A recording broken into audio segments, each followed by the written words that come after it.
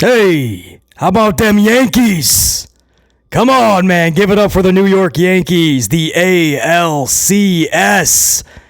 We win that championship. It's on to the World Series, which, by the way, I got to give props to the Dodgers and the Mets. Because over in the National League, they're crushing it. Whoever wins that will go on to the World Series as well. So could you just imagine the Yankees and the Mets? Subway Series.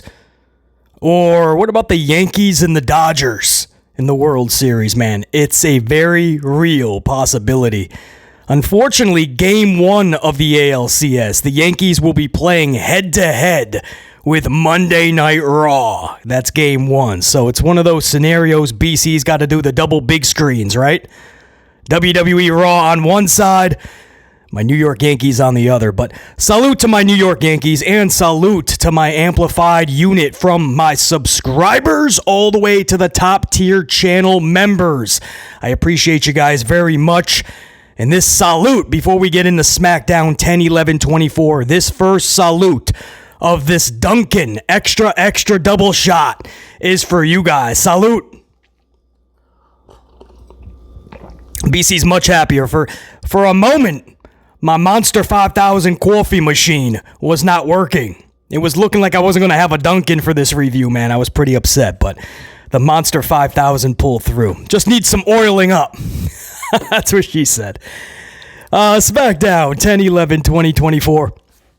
This was a show, first one post Bad Blood, and one of 3 shows ahead of Crown Jewel. So this is very important for SmackDown to come out and deliver, because you're not just setting up Crown Jewel, you're also setting up, subsequently, Survivor Series, which will be just a few weeks after Crown Jewel. So this was very important. It was headlined by Roman Reigns. But when it was all said and done, it wouldn't just be Roman Reigns grabbing the headlines. It would be Kevin Owens and Randy Orton.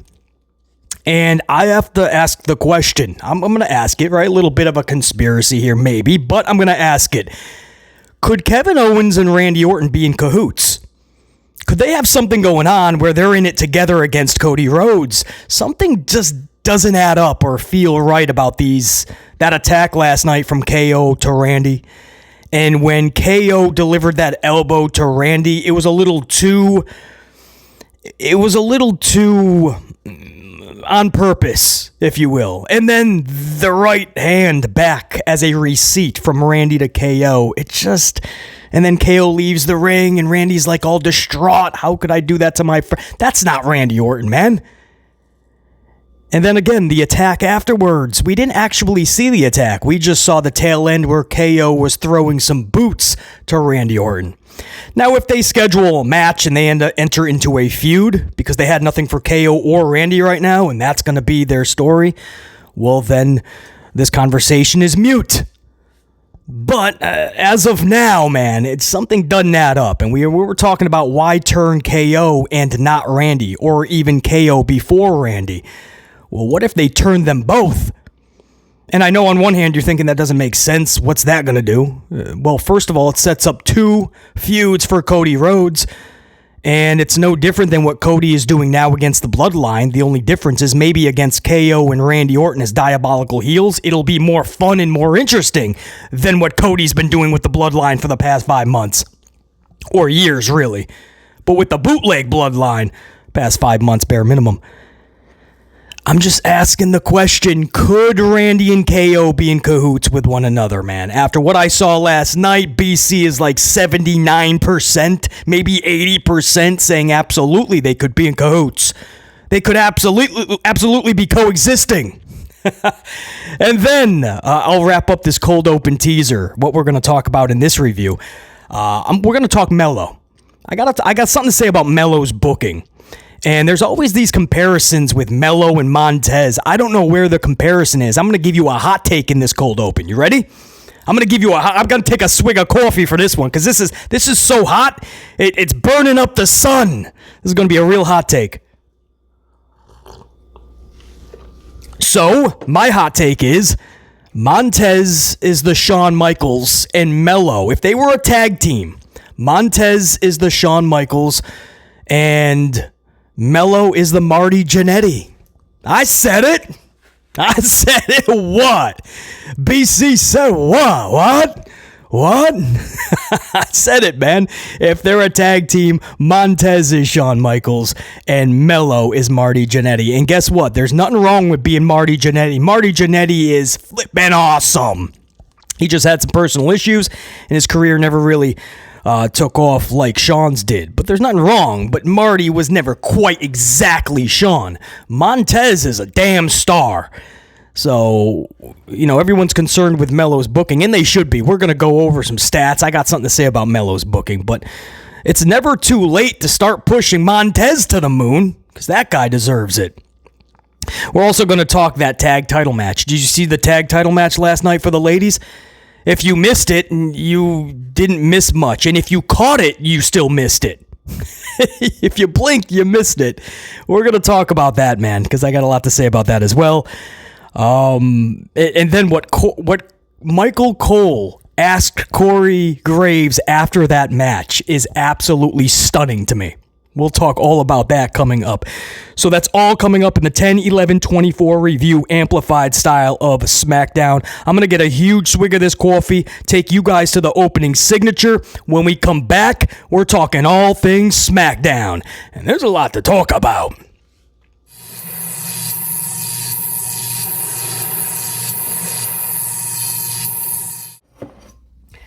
So we start SmackDown 10-11-24 off with Jimmy Uso, his big return to SmackDown. Now, Roman Reigns hits the ring moments later. Roman tells the arena to acknowledge Jimmy Uso, not him. So I thought that was a little fun twist. And then, immediately after, he's like, all right, that's enough, as a little bit of a joke. Crowd didn't really get it. I think there was supposed to be a little bit more of a laugh pop. That didn't actually happen. Roman says... And this was great line delivery from Jimmy Uso after Roman says this. Roman says, we're still running things around here. And Jimmy Uso immediately, right off of that, says, but we're not though, Us.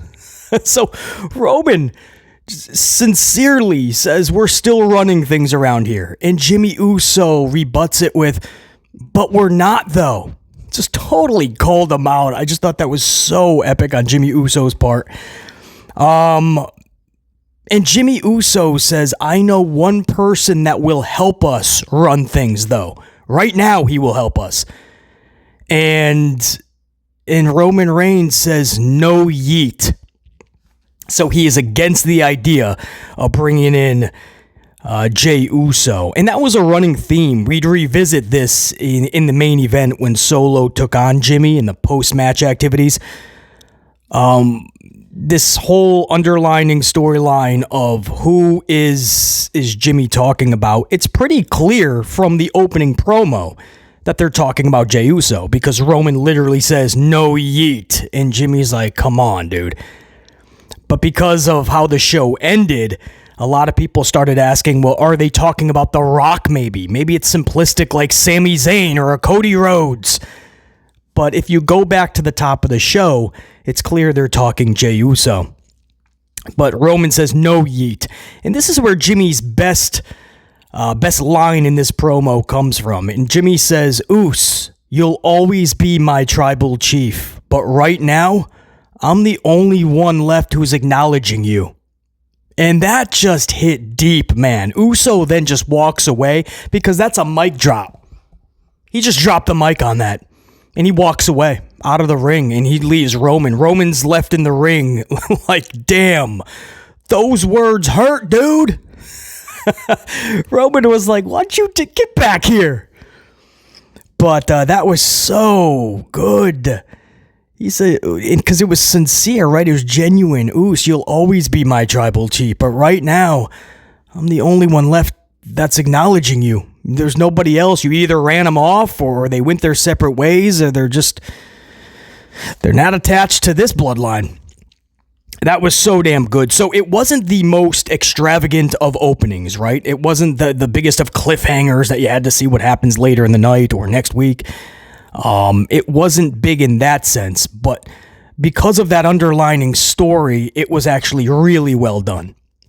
Because you're gradually entering into regrouping, right? Reuniting these original Bloodline members. You can't just do it overnight. With all the history that they have and all the turning and the story that was told, in one show, you just can't bring them all together, right? There's Sammy, Jay, Roman, Jimmy, maybe even Cody's out there clapping them on. You can't do that, man. There's too much history and story that was told. You have to be realistic about it.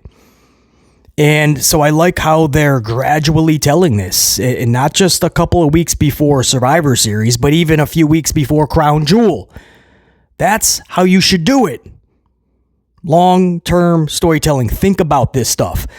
If you're going to bring Jey Uso back after all that's happened within that bloodline, the original bloodline, you better tell just as good of a story to bring him back. So I do like this, man. Again, not the biggest of ways to open the show, but I love that there's a story being told, and it leads to questions that people actually want to ask and have answers to, right? Even the thought of, well, could they be talking about The Rock or Sami Zayn? Even the questions like that shows that fans are interested. So, decent to even good first segment. And anytime Roman Reigns is on SmackDown, hey, there's a bonus. It's like every time they open a show with all the wrestlers showing up with their luggage and their coffee, it's like, hey, they showed up to work. What a concept. The only thing that would shock us is if they show Roman Reigns with his luggage and coffee. Roman's at work? Salute to Roman Reigns, though, man. Absolute bona fide star. Wish he worked a little bit more, but such is. The first matchup of the night. This was a U.S. title match. Champion LA Knight versus challenger Carmelo Hayes. LA Knight, Carmelo Hayes championship on the line in the middle of a SmackDown. Hey, think about that, man. This is Melo and LA Knight for the title. You could make that a story, right? I mean, easily. And a damn good one at that, by the way. But they chose to do this in the middle of a SmackDown, and then on top of that, like a cherry on top, like a Hunter Hearst Helmsley cherry on top, as if that wasn't mind-boggling enough. 8-minute match. This match was 8 minutes. Started at 8:25 p.m. Eastern Time, ended 8:33 p.m. Eastern Time. According to my Steiner math, 8:25 to 8:33 is a solid 8-minute match. You throw in a commercial, you got about 5 minutes of TV time. True story. That's actually what happened, man. LA Knight defeats Melo via pinfall off of BFT. So a simplistic and quick pinfall on Melo. And of course, I told you guys in yesterday's upload, I said, of course, LA Knight, we did a little bit of a preview to SmackDown. And I told you there's no way Melo can be walking away with that championship, but you absolutely better. I mean, you better make Melo look the best he has looked on the main roster somehow in defeat. A BFT. Dude was looking up at the lights for 26 seconds in 8 minutes. So Knight retains, again, that's what should happen, and Melo loses another match in less than 10 minutes. That's just the facts, man. I always tell you guys, sit back, max, relax, while BC drops the facts. Well, there you go. Melo loses another match in less than 10 minutes. I'm going to give you guys a wild stat here, but you know, BC's a numbers guy. I love stats. I love metrics, numbers, because they tell us facts. BC likes to talk in facts more than opinions, because with opinions, we can be here all day and nobody's going to budge. We all just want to talk about what we believe in, right? Our thoughts. And in 2024, that's all that matters. Even facts get thrown to the wayside. We just want to talk about what we like and what we believe. That's it. We don't care if it's true or not. But these are actually solid facts, and it's just mind-boggling to BC. So I want to present these facts to you, man. Melo has had 20 main roster matches this year. 20 main roster matchups. He has won 6, and he has lost 14 of those 20 main roster matches since January. So all of this year, 20 matches, he's won 6, he's lost 14. That is a winning percentage, right? You don't need BC to give you this Steiner math, but I'll give you the percentage, what that equals out to. That is a winning percentage of 30. 30% of his matches he wins, Melo. Again, you don't need BC to tell you this, but having a professional wrestler whose catchphrase is Melo don't miss, lose 70% of his matches is bad booking, right? That's something everybody can easily agree on. I mean, if you're using common sense logic and you're being honest, that's bad booking. If you've watched professional wrestling, it doesn't even have to be for decades like BC. If you watch pro wrestling for any length of time, and I get the fact that heels can and at times should be losing more than faces. I take all of that into consideration, but I take the character above anything else. What does the character call for? In other words, like The Undertaker, the dead man, he wouldn't be losing every other week, right? Because his character, you can't. The dude's the dead man. When he loses, it has to be special. I'm not putting Melo in the same category, by the way. I'm giving you guys a grand kind of comparison offbeat. No, there's nobody in Undertaker's league. My point, though, is that the character wouldn't build. The way that they built Razor Ramon, you can't have Razor lose every other week. You can't. You know, that's why you can do special things like when the 1-2-3 Kid pinned Razor Ramon and shocked the wrestling world. But the character of Melo is literally Melo don't miss. He's got the history of what he's done in NXT. So, and he's already not the biggest dude. He's not the most special guy on the roster. So the booking really has to back Melo. Otherwise, he can easily fall to the wayside and nobody will bat an eyelash. But 70% of his matches this dude loses all of 2024. And we're already middle of October. So you're just telling everybody, yes, Melo absolutely does miss. It's the equivalent to missing 7 out of every 10 free throws. If anybody plays basketball and you go to the free throw line, now you want to at least hit 7 to 8, bare minimum of 10 free throws. Anybody who plays basketball knows that. You don't want to walk away with anything less than 7 to 8. Really, you want 8 or 9. You would love to hit all 10, but not always the case. But you don't want to go up there and be like Shaquille O'Neal and miss 7 out of 10. But that's the equivalent. Like going to the free throw line and missing 7 out of every 10 free throws. And then turning around and going, see, I don't miss. What are you you just missed 7 out of 10. Yeah, we don't talk about that. That's being negative. Let's look at the positive. I got 3 of them in. So, like, when I do this review, what am I supposed to say about Melo's booking, man? Oh, he wins 3 out of every 10 matchups. You can't, you just can't book certain people so off kilter from what their character calls for. I hope that makes sense, man, because this has been Melo's MO since he's gotten to the main roster. It's just very odd. And I always told you guys, I'm just not captivated by Melo right now, and I'm hoping that the booking gets me on board on that ride, right? So I can take the journey, the Melo journey. But when booking's not even doing that, I don't know what Melo's out there for. I'm not being captivated by Melo. I'm not. And we talked about earlier how people do the comparison with Montez. Where's the comparison? When Montez is out there, I'm captivated. I'm like, oh shit, this dude. Just take the whole division, tag team division, get him out of there. Just put somebody singly in there with Montez and let me be captivated by 30 minutes. Montez just brings a different feeling. But Melo's out there, and I'm like, are we going to get good wrestling? Right? Are we going to rate this 5 stars? Are we going to talk about how it's a banger? What are we going to do? It's odd booking, man. And if you guys are being honest, you know, this is just very... what are we supposed to be feeling when Melo comes out of that curtain? It's a question I've been asking, and after last night, it's never been more vivid to ask the question yet again. Then we go to the KO angle, and this is, again, man, you look at it like a conspiracy. I'm looking at it like an honest question. Could they be coexisting, Randy Orton and KO? Because KO hit the ring, and what he did, it's questionable. KO hits the ring. Michael Cole says he's not supposed to be there. He's been fined and he's suspended. KO tries to explain that it was Cody Rhodes that turned on him, not vice versa.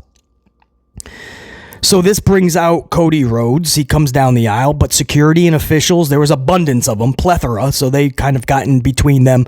They didn't even allow Cody to get to the ring, not even the apron outside. And then Randy Orton comes down, and Randy Orton gets in front of Cody and says, I'll talk to him, you just go to the back. Randy was so concerned with Cody just getting out of there, right? That was odd. And Randy's got to go talk to Kevin Owens, and he goes in the ring, and he gets behind Owens, and Owens delivers a very deliberate, this was not unintentional, right? That's what they want you to believe, but I mean, he literally like looked a little bit too and gave some extra gusto. Very intentional back elbow to Orton. And then Orton comes back with a receipt, right? A right fist that knocked Owens on his ass. And then Owens is shocked for like a whole minute, right? You never see Owens like that. And he just leaves the ring, goes through the crowd, and he's stunned that Orton did that. And Orton is just looking distraught, right? Randy Orton is out there, and he's got that look, right? Like, maybe I should have stayed in catering with that triple layered mousse cake instead of sticking my nose into KO and Cody's business. But that's not Orton, though, right? Orton is never that distressed that he punched somebody. Whether it's a friend or a foe, doesn't matter. So just the way that KO and Randy was acting, it was kind of like, what's going on with these two? I don't know if I'm buying this. It just looked too unauthentic. And then later in the night, should we go over that now? Because this was in hour number 2. But you know what? I'm going to go over it now because I want it to coincide with one another. So a few segments later in hour 2, backstage after Nick Aldis tells the Profits and DIY that he has a new tag team that he's bringing in next week. And we do believe that is Motor City, by the way. So, and then like right after, I think there was like a vignette that played too that literally had the initials, right? Like, what are the initials? What is it? Motors? Yes, MCMG. There you go. I got it. That literally showcased the letters. So I know a lot of people are thinking like Penta and Phoenix or whatever. But from what I heard is Tony Khan tacked on extra time for injury. So it doesn't look like Lucha Bros will even be able to show up for a while. Maybe WrestleMania. But it looks like Motor City is being brought in. That's what Nick Aldis tells the Profits and DIY. But then his attention turns, because this was backstage, and then his attention turns to the parking lot, which is a little, a few steps away. But he hears and he sees a commotion. Ends up being Kevin Owens putting boots to Randy Orton. So we never actually saw the attack. We just see Owens throwing some boots to Randy, and then KO takes off. And Randy is left there laying down. Aldis is yelling for medics. So what do you want to talk about? I want to talk about it. Are they coexisting, man? I don't know, man. Again, by Friday, we could see them already like have a match and KO's beating him with a steel chair. Freaking Orton's chasing KO with a baseball bat. And then guess what? My question is mute, right? No, they're not coexisting. No, this is a real story and feud. But for now, from what I did see, and I didn't do any more research here the next morning. This is just what I saw on the show, and I'm asking the question. Something doesn't feel right, doesn't feel authentic. I feel like maybe they could be anyway in cahoots, and Randy is also turning with KO, and they're just not happy with the way Cody has been treating them, and he feels he's too much of the star, and he's kind of forgetting about his boys. Could be. But that was just as big as anything that Roman was involved with last night, that KO Randy situation. It's going to be interesting to see where that goes. Hour number 1 ends with a tag title match, and this is mind-boggling to me. I don't know how this can even be approved.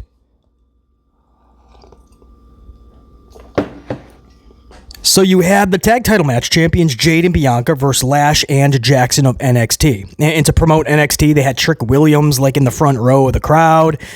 You had Chelsea Green and Piper Niven at ringside by commentary. So you knew they were like going to get involved or some schmozzery, right? Chelsea and Piper at ringside. And I have something to say about that as well, the way they're booking Chelsea after all she has just done for that company. But guys, this match was 2 minutes. 2 minutes. I want you to actually comprehend that. Now, I'm going to take a beat on that. We call that in the business, right? Take a beat on that and think about that. 2 minutes. Jade pins Jackson. Jade pins Jackson in 2 minutes. 2. This is a title match. Like, what are you doing, man? I understand they're 2 NXT talents, and you may think that they're not very good. That's your prerogative, right? Oh, BC, realistically, Jade and Bianca would beat them in 2 minutes. You always say, BC, nobody's taking Jade and Bianca out.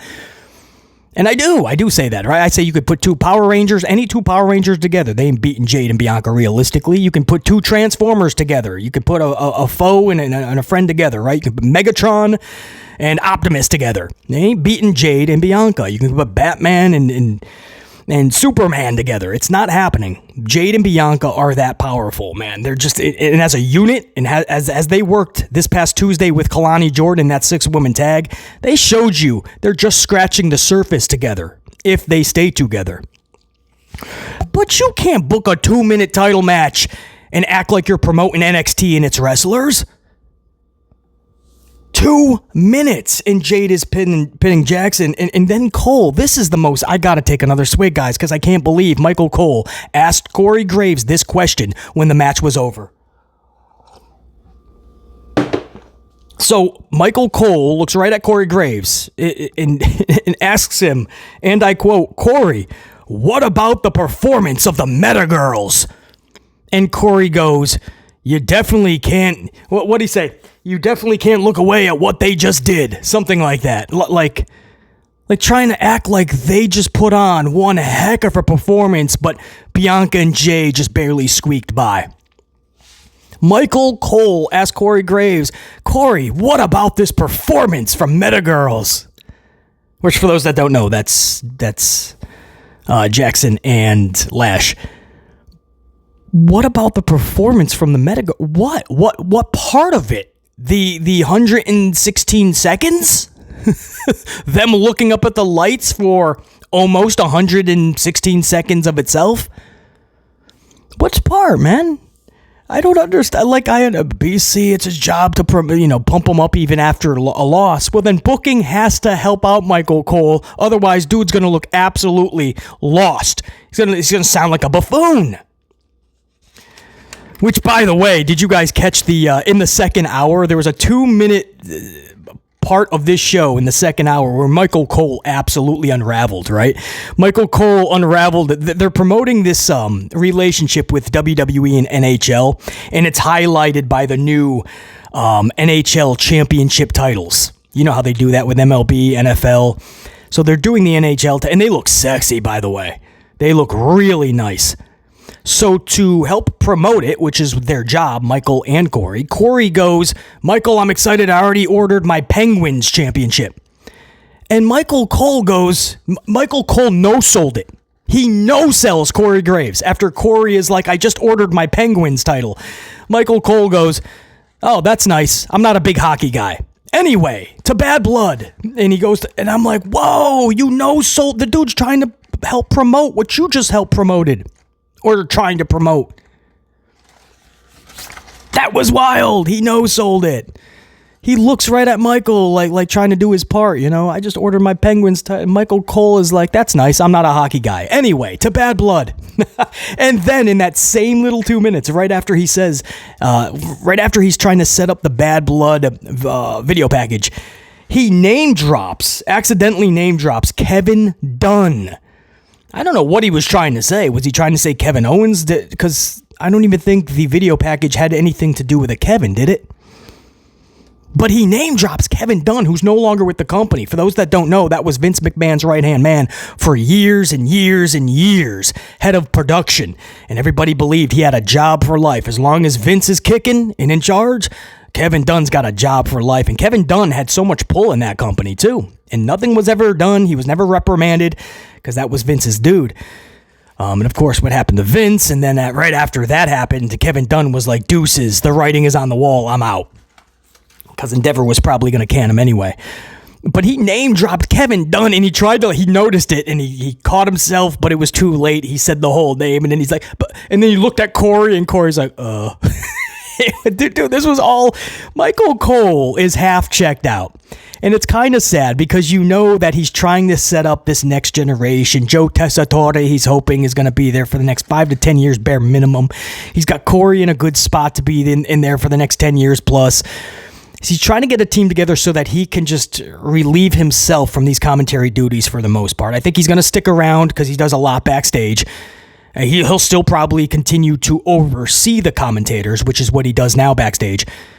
But he's half checked out. You know that. Michael Cole knows that, there's the time is coming where he's got to hang up that headset. And that's actually going to be sad because there's nobody really like Michael Cole right now. We're hoping Joe Tessitore can be 75% of that. So far, so good. But, when Jim Ross was around, we were like, who's this geek Michael Cole? We were like, oh, man, Jim Ross isn't on the call. It's freaking Michael Cole we got to listen to. But after all this time, man, we've learned to, a lot of us anyway, many of us, learn to appreciate Michael Cole. But this dude's unraveling. The poor dude is fried. He's already said he's like half deaf. Did you hear him on the Pat McAfee show? Probably years of listening to Vincent Kennedy McMahon screaming in his ear, in his headset. But... no selling Corey Graves. That was wild. But after this tag title match, to literally have to ask Corey Graves, man, what a performance from Metagirls, huh? Michael Cole, they just lost in less than 2 minutes, man. Wild. So now we're into the second hour after that tag title match debacle.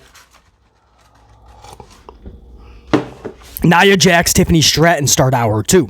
Jax says after I like this. I didn't even think about this, man. Jax actually says on the mic, after she defeats Liv Morgan at Crown Jewel, that's when Stratton will cash in on Morgan. I don't know why, but I never really thought of that.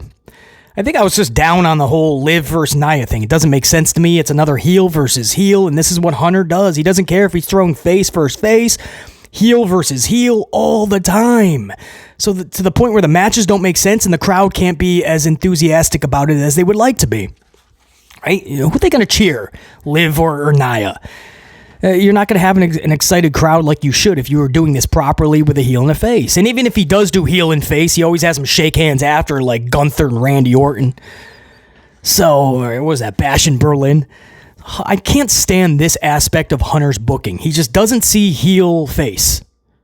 He just puts them out there in random matchups, and it's like, what do you want to talk about? How about how this doesn't make sense? So I was so down on Liv Nia that I didn't really think, hey, actually, they could really tease. I'm not saying it's going to happen, obviously, but you can really play into and tease Tiffany Stratton cashing in on Liv Morgan, not just Nia. So I do like that line from Nia Jax, is my point. BC was actually like, hey, that's a good thought. Naomi then comes to the ring. This leads to a one-on-one match, Naomi-Nia Jax, because like Liv Morgan, Raquel, Dominic came through the curtain and talked some jazz, and then all of a sudden Nia and Naomi became a match. Don't ask. Come back from commercial. This is a 12-minute matchup. Naomi pins Jax as Liv Morgan steals Tiffany's briefcase and gently taps Jax with it. It wasn't as bad as Bayley Alexa Bliss from Extreme Rules many years ago when they just tapped each other the whole matchup with the kendo stick. But I mean, this was just like like fucking a paper cut would have been worse. I don't know what that was. Even more so, I got to tell you guys, man, I got my blondes mixed up. When I first saw it, I thought Tiffany Stratton had hit Jax. And I'm like, was this a botch? Because that doesn't make any sense. Not even storyline-wise. Like, Tiffany would just pop poop on Nia Jax. But I got my blondes mixed up. I had to see a replay, and then I saw that it was indeed Morgan. They were able to get the briefcase. Liv Morgan hit Jax. So anyway, there was schmozzery, but the deciding decision was Naomi over Nia Jax, so at least Naomi picked up a W. I always say on this channel, when Naomi's picking up a W, we can all breathe a sigh of relief, right? At least Naomi got a W that she has earned for over a 10-year decade now, right? Do I have to say 10 years? It's one or the other. 10 years or a decade, BC. Over 10 years, she has earned these Ws. Now, if we can start treating her with a little bit more respect and talking about championships, maybe that's wild. That's a wild conversation, BC. Naomi over Jax. Post-match, Rhea Ripley is out there. There's some physicality for the most part, though. Liv is able to escape. It was actually Raquel that took the most of Rhea's wrath. I believe it was Raquel right at the top of the ramp, and then Rhea hits the ring. Liv is able to escape. I think Liv bumped into Nia first, but she was able to escape. So I mean, just so many Monday Night Raw stars just out there. Like, is there a brand split? They were all just hanging around catering, and Nick Aldis in a lot of them in their gear. And Nick Aldis is just like, all right, hey, if you want to go out there on my show, go ahead. There's no brand split. We just say there is. So yeah, I don't know what that was all about. I mean, at least Naomi scored a W, like I said, and then it planted the seed of, oh yeah, Tiffany could also cash in on Liv, so you could play that into the matchup somehow. Almost like she's distraught. The easy option is obviously, what are you doing? Cash in on Liv if they're both knocked out, but she's also looking at Nia. I don't know. That could be fun. Then we go into the main event. This was bro versus bro, man. Jimmy Uso versus younger brother Solo Sikoa.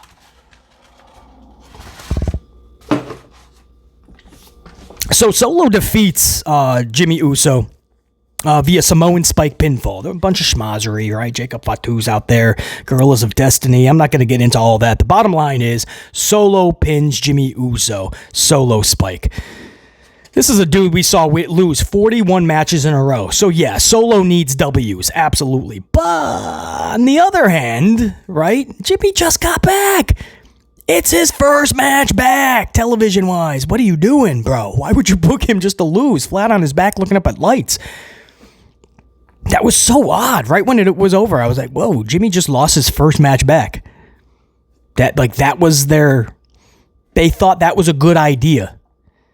That was really odd, man. Post-match, Roman Reigns hits the ring, takes out the Bloodline before he and Solo have a stare down and subsequently start throwing fists. The Bloodline is able to regroup and they take out Reigns and Jimmy Uso. The show ends with the bootleg Bloodline in the aisleway, holding up some ones. Jacob Fatu is putting that, what do you call it? Ualea? I don't know. That tribal lay, he's putting it over Solo's head and around his neck. And Roman Reigns is really selling the beatdown, and Jimmy is as well, but Roman's really selling it. And Jimmy is telling Roman over and over, and I quote, "We need help, Oos. We need help. We need him. We need him." So again, this is where it led a lot of people to go, who are they talking about? Sami Zayn, Cody? Is it The Rock? Maybe Jey Uso? But if you go back to the beginning of the night, Roman literally said, "No yeet." And Jimmy had this look like, come on, dude. So it's pretty clear to BC they're talking Jey Uso, but just the fact that the audience has these questions, right? And it's like, it does make it more fun. So they're doing something right with this. And I love how they're dragging it out.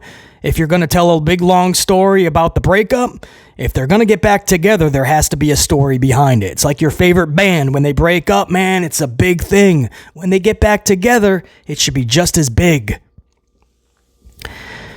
And then the show ends with that. Jimmy just trying to plead to Roman Reigns. Come on, man. Come on. Let's bring back. We need him. They don't actually say it, though. So they leave the door open, right? Everybody thinks it's Jey Uso, and then all of a sudden, if you smell.